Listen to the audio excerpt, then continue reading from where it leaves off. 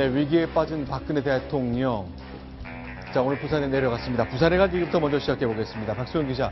자, 어떤 행사에 갔던 거죠? 네, 오늘 박 대통령 오전 11시에 열린 대한민국 지방자치 박람회가 열리고 있는 부산 백스코를 방문을 했습니다. 해운대구에 있죠. 여기에 가서 직접 방문을 했는데요. 지금 보시면 사람들이랑 웃는 모습 보실 수 있죠. 남색 이 정장 재킷에 그리고 회색 바지를 입고 사람들을 만나면서 다시 환한 모습으로 이렇게 사람들과 대화도 나누고 악수도 하고 또 차도 마시고 하는 모습 볼 수 있습니다. 대통령이 이렇게 첫 외부 행사를 찾은 건데요. 대국민 사과를 한 지 이틀 만입니다. 대통령이 이렇게 행사에 나선 것은 아마 이 최순실 씨 파문에도 불구하고 국정을 좀 차분하게 이어나가겠다라는 의지를 강력하게 표명하기 위해서 이렇게 외부 행사장을 찾은 것으로 보이고요. 또 거기서 이렇게 밝은 모습을 보이면서 사람들과 대화도 하고 또 악수도 하는 모습들을 볼 수 있습니다. 자, 오늘 있었던 저 장면인데 표정을 좀 집중해서 봐주시기 바랍니다. 손소 변호사, 어떤 게 보이나요? 예, 생각보다는 밝은 표정이 아니었나 생각이 되고요. 또 이제 지난번에 사과를 할 때, 기자 앞에서 사과할 때만 해도 굉장히 침통하고 침울한 그런 표정이 느껴졌는데, 오늘은 이제 그때의 그런 표정보다는 약간 좀 더 밝은 그런 표정이어가지고, 이제 대통령이 그런 사과 후에 어떠한 그런 생각인지 등등을 조금 짐작할 수 있는 그런 장면이 아니었나 생각이 됩니다. 네, 2012년 대통령 선거 때로 돌아가 봐야 되겠습니다. 당시 정치 광고 홍보 영상 하나 보여드리겠습니다. 자, 난파선에 빠진 대한민국을 구할 사람에 대한 얘기인데요. 그 내용 좀 소개해드리겠습니다. 자, 박정화 대변인, 네. 당시 선거 때 기억하시죠? 네, 지난 네. 선거, 예. 그때 당시 그 대통령이 네. 난파선에 빠진 대한민국을 내가 구할 수 있다라는 취지로 해서 박근혜 대통령 후절에 그런 광고를 만들어가지고 많은 화제를 일으켰던 적이 있습니다. 그러니까 네. 근데 사실은 역으로 또 이게 지금 유추해서 보면은 네. 지금 사실은 대한민국이 난파선 상황인데 어떻게 이거를 극복해 나가야 될런지 대통령이 지금 무슨 생각하고 있는지 궁금한 상황입니다. 네, 이정은 의원. 자, 그럼 지금 대통령은 어떻게 해야 되는 거죠? 그리고 대통령의 참모들은 어떤 방식으로 이 문제를 풀어가야 할지에 대한 설명이 좀 필요할 것 같습니다. 네, 어떤 방식이 좋을까? 이건 모든 사람들이 고민인데요. 저 같으라면은 정면 승부를 한다 그럴까요? 그렇게 툭 털고 나오셔야지, 글쎄요, 슬슬슬 해서는 문제가 풀리지 않을 거요. 지금 뭐라 그럴까요? 세월호가 넘어졌을 때 골든타임이 있었는데, 어쩌면 지금 골든타임인데, 그냥 어영부영 넘기는 건 아닌가 그런 생각이 좀 들고 있습니다. 자, 그런데 학생들 중심으로 또 이제 대통령 관련해서 여러 가지 항의 집회나 시위가 이어지고 있는 건데요. 자, 박소영 기자, 저 장면이죠? 네, 그렇습니다. 오늘 지금 백스코에서 대통령이 참석한 그 행사장 앞에서 지금 청년들이 박근혜 대통령 하야하라, 최신실 구속하라라고 외치면서 6명이 대학생들이 갑자기 나타났습니다. 그래서 그 경호원들이 지금 제압하는 모습인데요. 이 과정에서 입을 막기도 하고 하면서 약간 더 논란이 일었던 지금 장면입니다. 지금 보시면 학생이 울면서 최신실을 구속하라 이렇게 지금 얘기를 하고 있습니다. 자, 특히 이제 카이스트는 박근혜 대통령이 명예박사 학위를 받았던 곳인데요. 그곳에서도 학생들이 주장을 펴고 있습니다. 소개합니다. 국정 운영이 최순실에 의해 철저히 조종당하여 이 땅에서 민주주의가 사라져버린 지금 우리에게 남은 것은 절망뿐이다. 박근혜 대통령에게는 카이스트 명예박사로 자격 역시 없다고 규정한다. 자, 박정원 네. 대변인께 좀 질문 드릴게요. 이제 대통령이란 늘 위기를 맞을 수도 있습니다. 지금 좀 상상을 좀 해주십시오. 이 시간에 지난 며칠 사이에 이제 저 대통령 위기에 빠진 모습 우리 국민들이 지켜봤는데 대통령은 어떤 생각일까요? 글쎄요, 그냥 국민의 한 사람으로서 그리고 청와대에 근무를 했던 한 사람으로서 바람이 있다면 대통령께서 지금이라도 굉장히 평정심을 가지고 그 다음에 대한민국 구석구석을 다 좀 챙기고 계셨으면 하는 바람이 좀 있습니다. 그래서 아까 부산 좀 가신 모습을 좀 보고는 있습니다만 과연 부산 가서 이렇게 밝게 웃으시는 모습에 대해서 우리 국민들이 얼마나 많이 공감을 할 수 있는지에 대해서는 제가 청와대 참모였다면 오늘 현재 아마 부산을 꼭 가셨어야 되는 거냐 하고 한번 여쭤봤을 것 같아요. 그러니까 그러면요. 지금 보시는 장면은 이제 지방자치 관련된 박람회이기 때문에 행정자치부 장관도 배석했고 심대편 정 총리도 이제 지방자치위원장 자격으로 왔는데 아예 저런 예정된 행사도 꼭 가셔야 합니까라고 건의를 했을 거라 그 얘기인가요?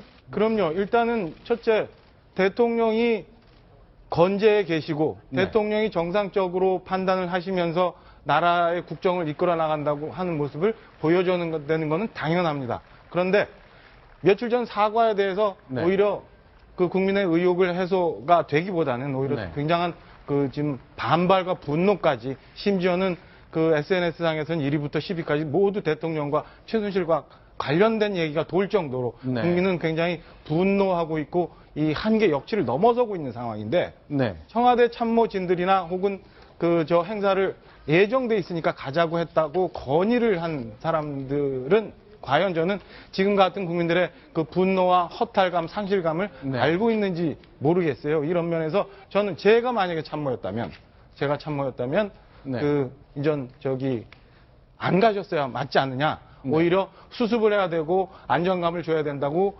건의를 했을 것 같고요. 네. 그 지난번 저기 쇠고기 파동 때 네. 그 이명박 대통령도 굉장히 위기에 많이 봉착해 있었고 그때 안에 있는 참모들도 네. 혼란스러워했었습니다. 그래서 그 당시 이제 대통령이 직접 얘기했습니다만 광화문에 촛불 시위가 계속 일어났을 때 청와대 뒷산에 올라가서 아침 있을 노래를 얘기했었던 적이 있잖아요. 네. 그래서 그 했는데 그때 사실은 대통령이 사과를 2번 한 걸로 저는 기억을 해요. 처음에 네. 한 번 사과를 했고요. 그 다음에 또 한 번 진짜 지금 앵커 말씀하셨던 그런 류의 사과를 또 하십니다. 그러니까 네. 그때도 정무적인 판단이 잘못돼서 네. 대통령이 결국은 공개적으로 2번 사과를 하게 만든 셈이 되죠. 그러니까 네.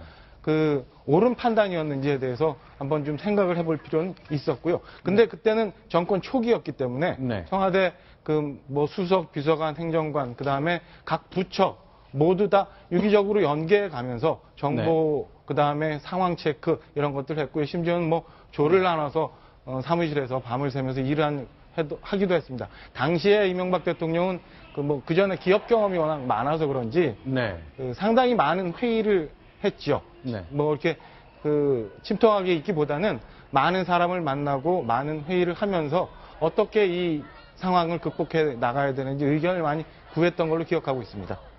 자, 그러나 이게 조사한 것, 뭐 며칠치를 묶어서 하는 겁니다만 5일 발표치와 또 그제 이틀 전 발표치와 어제 발표치 사이에 지지율이 아주 크게 떨어진 것 보고 있죠? 그렇습니다. 변동이 있을 수 있겠습니다만 이렇게 급격하게 떨어지는 경우는 사실 찾아보기 쉽지 않은데요. 네. 이번에 그 25일에 대통령이 대국민 사과를 하고 그 네. 다음 26일에 조사했더니 뭐 5% 가까이 이제 그 네. 하락했습니다. 이 정도로 이제 그 국민들의 여론이 좋지 않다라는 점을 여론조사를 통해서 확인할 수 있는 것 같습니다. 자, 실제로 세대별로 보면요. 30대 먼저 보겠습니다. 네, 30대가 사실 그동안도 부정적인 그런 여론이 굉장히 많았습니다. 네. 10월 둘째 주, 셋째 주 역시 그랬는데요. 이제 그 이번에 그 대통령 연설문 유출 관련된 보도가 나온 게 이제 10월 네. 마지막 주인데요. 이때 그러한 그 일들이 터진 후에 조사를 해보니 잘못하고 있다는, 대통령이 잘못하고 있다는 그런 그 의견이 더 증가했고요. 또한 또 잘하고 있다는 그런 그 의견도 13% 정도였는데 이제 더 내려가는 그런 그 추세를 확인할 수 있습니다. 자, 박수영 기자. 그러나 대통령을 아주 철통같이 지지했던 60대 이상의 여론조사 응답자들 이제 잘못하고 있다가 처음으로 이 역정되는 형상까지 나왔죠? 네, 그렇습니다. 그동안에는 이 60대들이 박근혜 대통령의 콘크리트 지지층이라고 할 정도로 네. 굉장히 탄탄한 지지율을 보여줬거든요. 네. 보시면 10월 셋째 주까지만 해도 50%가 넘는 지지율을 보였는데 바로 대국민 사과 이후에 지금 잘하고 있다가 절반 이하, 그러니까 42.7%로 떨어졌습니다. 네. 그리고 네. 잘 못하고 있다가 오히려 잘하고 있다를 앞질러서 절반 이상이 부정적인 의견을 보였습니다. 자, 일단 조사는 계속 되겠습니다만 박정호 대변인 어떻습니까? 네. 지금 이 시각 청와대 참모들 오늘 예산결산위원회가 국회에서 있었기 때문에 정무수석, 비서실장 다 국회에 들어가서 계속 의원들 질문에 답하고 있습니다만 지금 이 시간 청와대가 정상적으로 움직이려면 어떤 모습이 갖춰져야 되는 거죠? 정상적으로 움직이려면 좀 뭐 국회 운영이 예결위 참석했으니까 가 계신 수석들이나 실장들은 그러고 그 국회 질의에 응답을 해야겠지만 나머지 참모들은 다 저기 뭐 비상 상황, 비상 근무라도 좀 하고 있어야 되는 게 맞는 모습 아닌가 네. 싶고요. 네. 그 이미 수습하기가 쉽지 않은 상황까지 가 있기 때문에 네. 그 비상한 상태로 좀 근무를 해야 되고 정신을 좀 차렸으면 하는 바람입니다. 그런데요, 많은 사람이 궁금해하는 게 보통 이럴 때는 뭐 일괄 사표 제출 이런 것 같은 일단 정치적 제스처도 일단 생기고 대통령이 이제 수용할지 말지 뭐 판단하겠습니다만 그런 것들이 좀 소식이 나와야 되는데 대통령 사과한 지 이틀, 3일 지나고 있습니다만 전혀 무슨 행동은 나오지 않은 것 같아요. 내부적으로 복잡한 게 있긴 있겠습니다. 네, 그러니까 이걸 보면서 네. 각 정부의 위기 관리 능력을 보게 됩니다. 네. 우리 그 대통령들이 당선되신 분들이 쉽게 설명드리면 매번 선거 때마다 51대 49로 당선되셨죠. 네. 51%의 지지입니다. 뭐 근데 이분들이 되고 나시면은 100%의 권력을 행사하다가 그다음에 51%에서 4분이 나면서 무너지면서 이제 항상 위기를 당했는데 저는 과거 정권을 쭉 보면서 가장 큰 위기를 당한 정권은 박정희 이후로는 전두환 정권으로 봅니다. 전두환 정권 때 그때 6.29 선언까지 달려가는 호언 조치, 네. 그다음에 6월 사태 할 때 보게 되면 그분에 대한 호불호를 표현하지 않고 표현하면은 네. 평가한다면 굉장히 유연했다고 봅니다.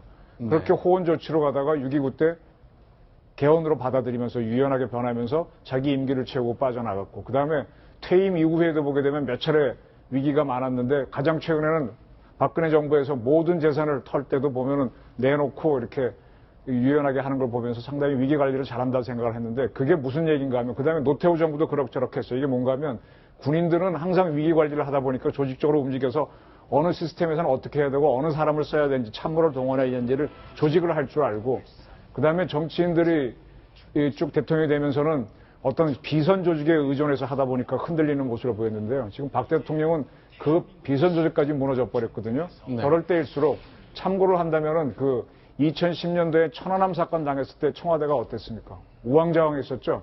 지금 이제 그때 뭐 국회에 나와서 답변하고 있는 국방부 장관이 있는가 하면은 뭐 모든 게 엉망인데 이럴 때 아마 대통령은 좀 다시 사람들을 모아갖고 도와달라는 모습을 보여야 될 겁니다. 그리고 수차례 반복해서 국민들한테 사과를 거듭하면서 국민들이 요구하는 거를 들어주셔야 될 겁니다. 일단은 들어주셔야만 국민들도 좀 이렇게 여지가 생기고요. 지금 아무 일도 없다는 듯이 저 부산에 가서 행사에 하시게 되면 오히려 적이 더 많아진다고 할까 저는 오히려 별로 좋은 방법이 아니라고 봅니다. 위기관리에 지금 현재 실패하고 있다 이렇게 평가하고 싶습니다. 네. 자, 다음 소식도 넘어가 보겠습니다. 오늘 대통령의 위기 그리고 최순실 씨가 만든 국정의 혼란에 대한 이야기를 계속 집중적으로 점검해 보겠습니다.